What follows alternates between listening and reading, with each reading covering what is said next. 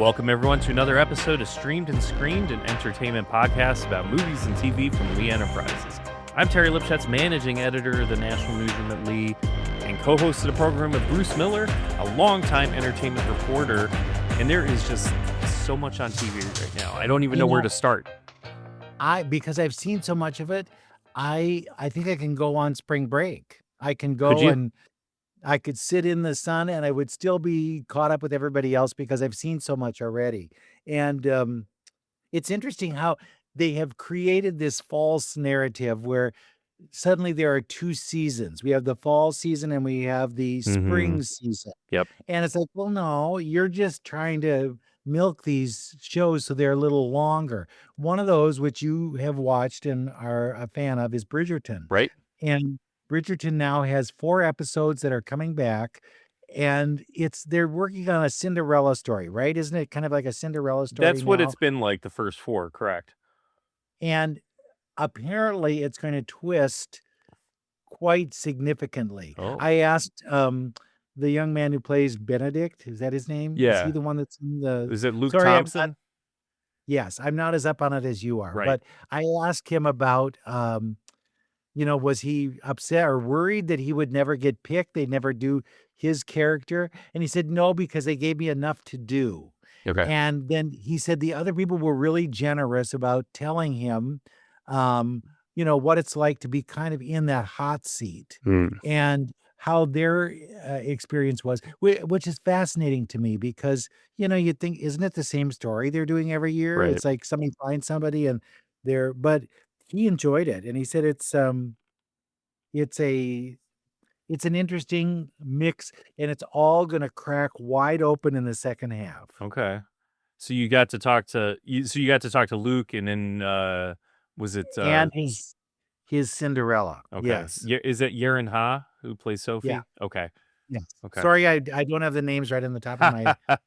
Why not, Bruce? You're not down with this? You don't. But I haven't gotten those notes yet. So, okay. But that that's one where you go, okay, that's interesting. Now I see what they're up to and why they split this thing. Yeah. But then you have new shows that are coming on, and Outlander, or another one that's wrapping up is Outlander. Okay. And that they did a kind of a jump.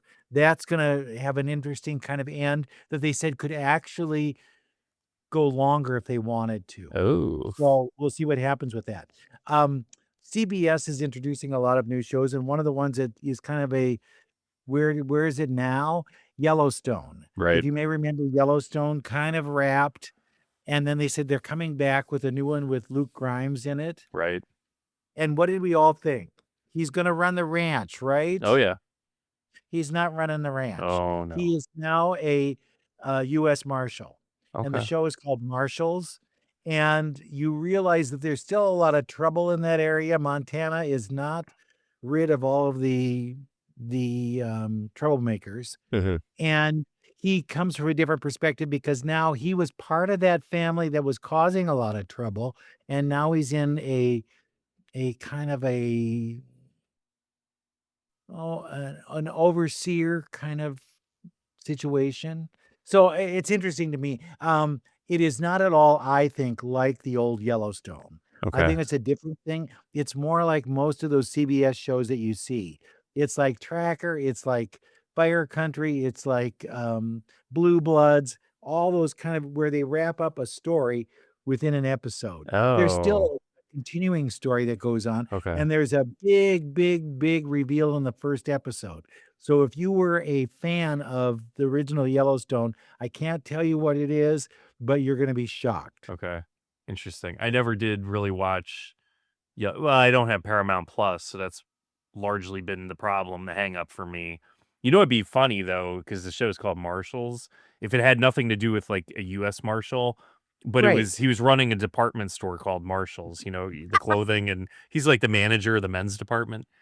They really need to take a far left turn like that and see what happens. That would be crazy, right? You think he's going to run the ranch, and instead he's running a Marshals.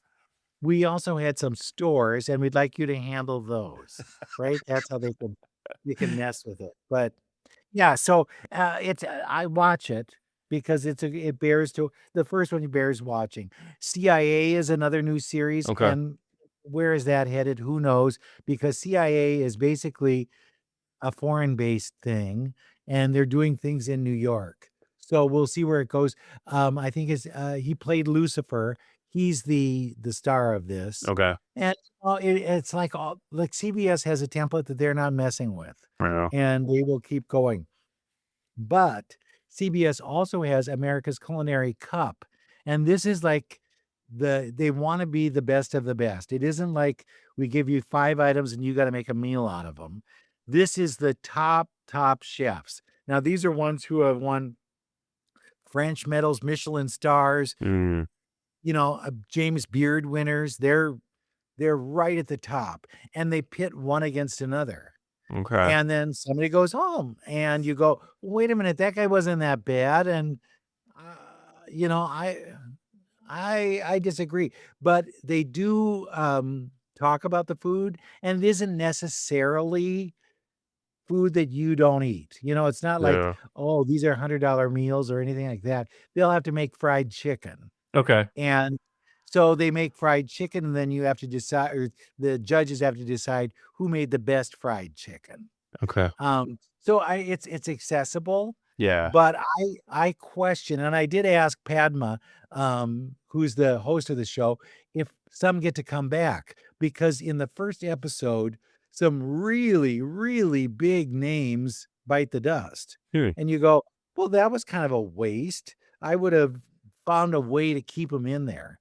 And she says, you have to watch. Maybe they do return. Maybe they don't. Doesn't that tell you right there they're coming back? Yeah. Well, some of those shows too, they'll tease you. They'll do it with like the Great Food Truck Race, for instance, where they get to the end of the show and Tyler's ready to cut whichever food truck was at the Right. bottom, and then they're like, you get a reprieve this week. You're coming back. And they do that too with some of the other Food Network shows. Dancing Like with the Stars. Nobody is going nobody's home going home this week, which, Well, come on. yeah, I get it because they want to give you a reason to come back and all that. But I always I don't know with, this show, but there's almost like a pattern sometimes where with like, for instance, the Great Food Truck Race, right? So what do they start with? About 8 teams, something like that.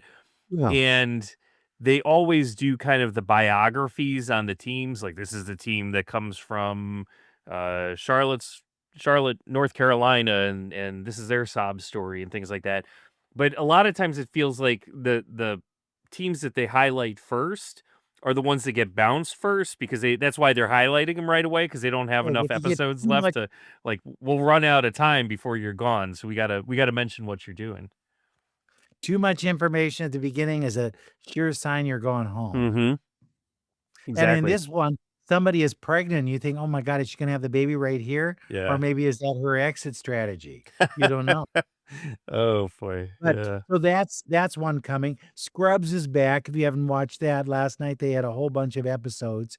And I think it works. I think, if you're going to bring back a series, they still have that kind of playful quality, although they're older. Yeah. And they have to be a little more responsible. But I enjoyed it. I Well, found it was why is Scrubs back? Is it because Zach Braff has had nothing to do in the last?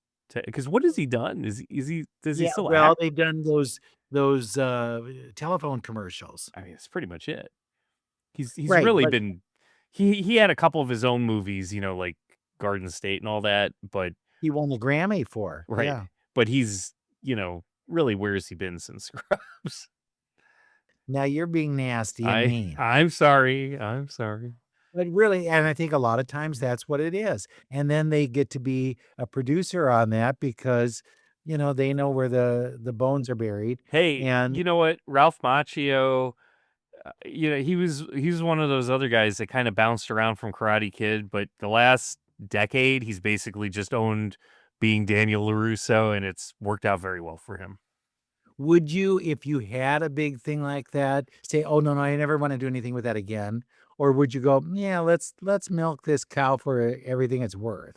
I think I would be the Ralph Macchio who's like, I need to get away from it for a while, but then when you realize you're kind of stuck, there's Yeah. just not that many roles out there for whatever reason. You just he had My Cousin Vinny and he had a few other ones, but it just seemed like he never was working consistently, or at least in the big projects that you would see with other actors, young actors of the era, like a Tom Cruise, for instance. And at some point you're just like, you know what? That's I'll just own it. I'm just gonna be Daniel Well, it's LaRussa. that, or you're signing autographs at a Comic You Con. don't want to do that. When you see how much they get paid there, though, it's Sure. unbelievable. I found when I went to one of them, they were making their own change, and that seems really wrong that Hmm. you kinda hand them a 20 and they give you a 5 back, and you go, "Well, wait a minute. You shouldn't have to do this. You're too big of a star." But if Right. that's but what you realize with that, when they were used to be doing that, is that they pocketed all the money and didn't pay taxes. Right. Exactly. Yeah. Now, of course, they have to have it's a whole involved system, but you still and it's paid $90 is not unusual to pay. But I'm veering. Okay, so Scrubs, he could have been doing a Comic-Con. Sure. This is the way to get some work. Good for him. But I watched 4 episodes of DTF St. Louis, and you go, DTF St. Louis, Jason Bateman's in it. Oh, it's a comedy. I can hardly wait to see that. It is not a comedy. It is an Ozark dark film. Yeah. That's what it seems like. So, Um, yeah, well, go on. Tell me a little bit about this one, and then okay. then I have a It just comment because I want to mention something about Bateman. Jason Bateman plays a weatherman on a local TV station in Okay. St. Louis. And he'd wake up St. Louis, and he has a guy who does the signing for him for the hearing impaired. And I thought, oh, do they still do that? Because I haven't, if they're going to do it, they're going to run a crawl underneath. Hmm. Um, but yeah, so this guy, they start talking and visiting about things, and he says, "Have you ever seen this app? It's DTF. Have you seen DTF anywhere?" And the guy says, "No." He says, "What's DTF?" And he says, "It's down to," and then you figure out the F. But but they decide that they're gonna try and investigate this. This is for people, usually they're middle-aged and they're tired in their marriage, and they decide that they want to kinda liven it up, but they don't wanna leave marriage. They Hmm. just want to have some fun. Well, they get involved, and then somebody ends up dead, and Oh. somebody else is considered a prime suspect. Huh. But through a lot of, flashbacks, you find what the real story is, and it's not at all what you think at the beginning. Interesting. Linda Interesting. Cardellini, you know her from, Green Book and a bunch of other films, and Right. she was with, Christina Applegate in their series. Yeah. Very talented. She plays David Harbour's wife. Okay. He's the interpreter, and,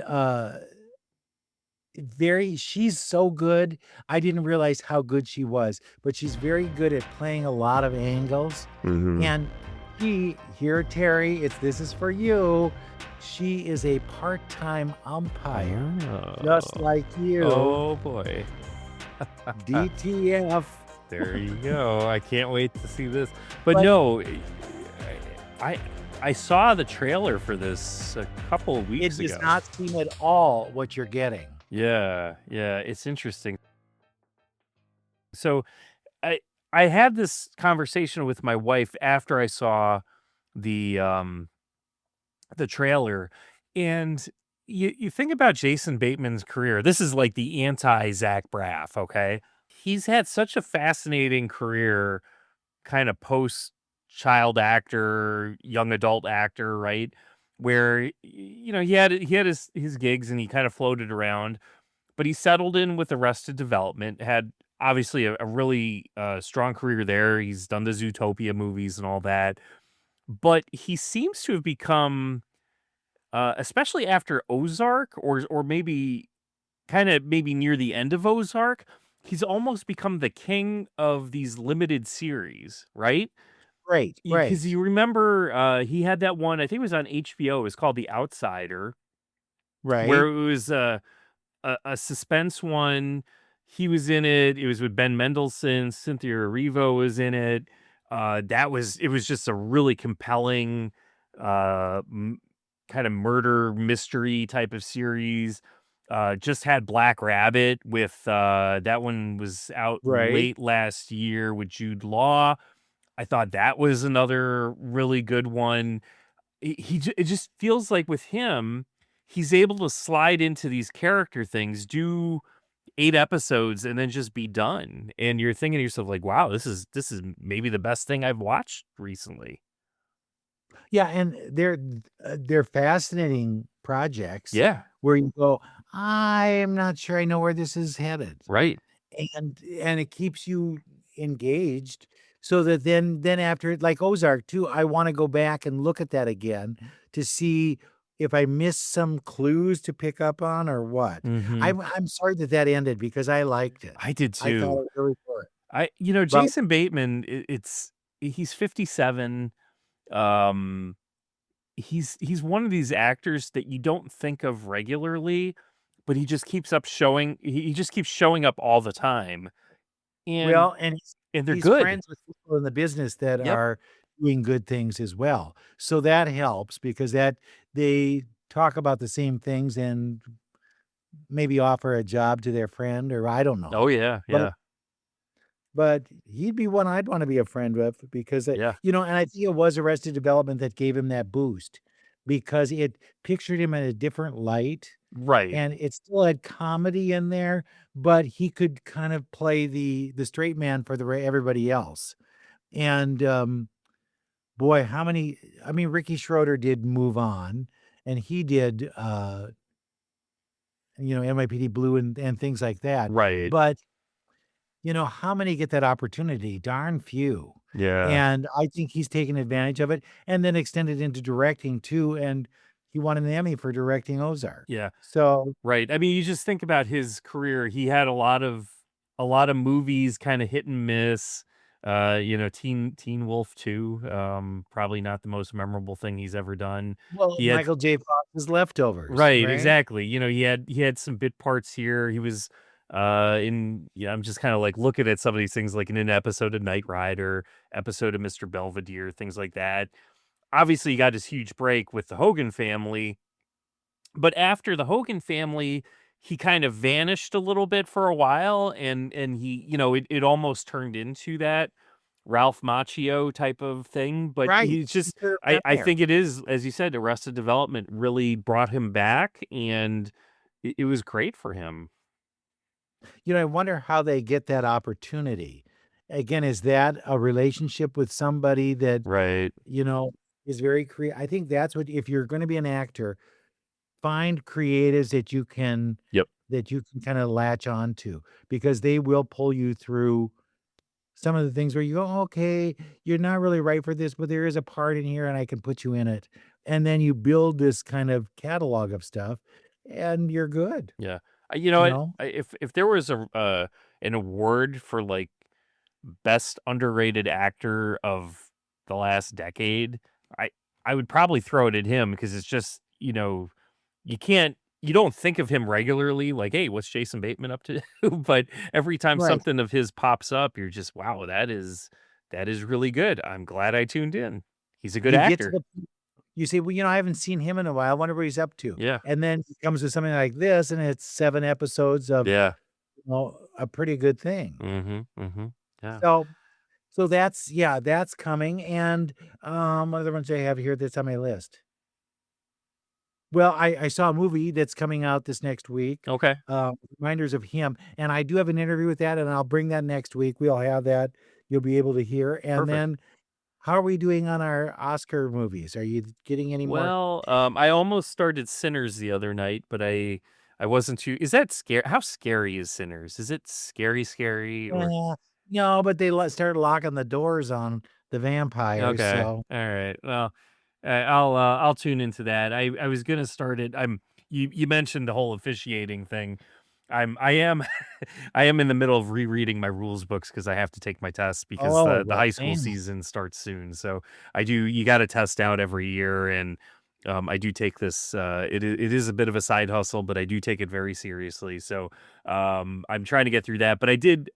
It's funny is you'll see like on HBO and some of these other they'll list a movie as, Oscar nominated, So I'll just be like, oh, okay, this one looks interesting. Let me hit play. So I did that because it was nominated for something, The Smashing Machine with The Rock, right? It Oh, wasn't, yeah, that's not a best picture. It was I had to look it up. I don't even remember makeup. what. It's like It's makeup, makeup. right? Yeah. So I felt a little bit cheated after watching it because I'm thinking to myself, wait a sec, this isn't the best movie of the year. It's okay. It's about the early years of uh, Wrestling. not wrestling, it's the ultimate fighting, the mixed martial arts stuff. In my world, it's all It's all wrestling. wrestling, right? But so it's a true story. He's kind of he's got his issues with addiction and personal things like that. I didn't think the story was that strong. You know, it it was kind of fun at the end. They actually showed uh the real person that The Rock was playing. They catch up with him at a grocery store, and he's getting He's this thing. still alive. Yeah, he is still alive and doing well, but, it's, those guys in the early years of the Ultimate Fighting stuff, they didn't make a whole lot of money compared to today, and they weren't the known personalities that they are today, so it was a different thing, and they were just kinda left out to fend for themselves, and, that's kinda where you run into problems with, painkiller addiction and things like that, but it was okay. I again, in my efforts to watch movies that are truly nominated, I failed miserably. So I need to just kind of sit down and watch Sinners maybe in the next Most of thing. them are now on streaming services. Yeah, some of them though, Yes. I'm not ready to break down and pay $20 to No, no. But if I can get it included with HBO, Hulu, Netflix, or you have Prime, Amazon, yeah. don't you? They've got a lot of them, and they are free. Yeah. That's So that's you the should key. be Free equals me, that's, free is for me. free is That's for my me. motto. Yep. Yeah. Yep. But I have watched a few other things out there. I know you talked a week ago about the ice dancing documentary on Netflix, right? Glitter and gold. Right. So I Yes. was gonna start it, but then right next to it was another documentary about the Olympics, which is far more appealing to me. And it was Miracle, the Boys of '80. It was a look back at the Miracle on Ice from 1980. They interviewed most of the guys that were from that team. It was a really interesting look. I saw the movie Miracle when it came out years ago. I've seen a couple other documentaries. Yeah, do you believe in me? But they talked to Al Michaels. They talked to as many of the players as they could. They talked to Herb Brooks' kids because Herb tragically died about 20 years ago. But it was really interesting to hear from the guys and how that went, and it was fun too because I wrapped it up. Uh, I think a day before the U.S. men And then they and then they won. won, yeah, and actually the night before, uh, the US men won gold, I went to a UW hockey game, and I don't know if you know this, but one of the players on the original Miracle on Ice team, Mark Johnson, he was considered one of the best players on the team. He scored, I think, twice against the Soviet Union rather, in that, semifinal game, and Sure. he's actually now the women's coach at the University of Wisconsin. But we were at the UW men's game, and hanging up in the rafters there was number 10, Mark Johnson's retired number. And, it was kind of interesting to see that. And then the next day they go ahead and win gold. So that was fun. But, yeah, so I watched that. And then another sports documentary just started. Haven't gotten too far on it, but it's on Prime right now. It's called Soul Power: The Legend of the American Basketball Association. Oh, And this is your wheelhouse. oh yeah, I'm having a good time right now with some of these docs. This one's pretty good, cool too, because they're talking to a lot of the players from the time, when the ABA was up there. If you're not familiar, there used to be a second basketball league. It was an upstart league, Right. right? Late 1960s, early 1970s. They started poaching players from the NBA. NBA was kind of a dull league for a while. It was basically just dump the ball Tradition. to the big Yeah. center in the middle who would just put the ball in the basket. It was not entertaining. It was very slow moving. and the ABA did some interesting things. They had fun. It was an open game. They invented the 3-point line. They invented the slam dunk competition. So it was fun to watch, and it was interesting. You like guys like Dr. J got his start in the NBA. Rick Barry, one of the great ball players of all time, one of the most arrogant players of all time. He'll say it's not arrogance, it's confidence. But So what happened to them? Did they just fold or well, no they ended much? up merging, and that was part of what had happened. Is the guys that the buy-in to start a team in the ABA was only $5,000. Now, of course, you had to still lease arena space and pay salaries and all that, but it was a really cheap buy-in if you could afford it. And from there, they were successful for a number of years, but the idea was eventually you would sell out idea, or they were hoping, kind of like the AFL NFL merger in football. Sure. They were looking for that. And there are several teams that are still alive, like the Indiana Pacers were an ABA team. The New York Nets, who eventually became the New Jersey Nets and now the Brooklyn Nets, they were an ABA team. So I think 4 teams total were absorbed. San Antonio Spurs, I think, were one of them, and there might be a fourth one that slipping Did my they mind. look down on them as like, "Oh, you're not that good"? Oh yeah, yeah. So that was definitely, at least from the NBA perspective, uh,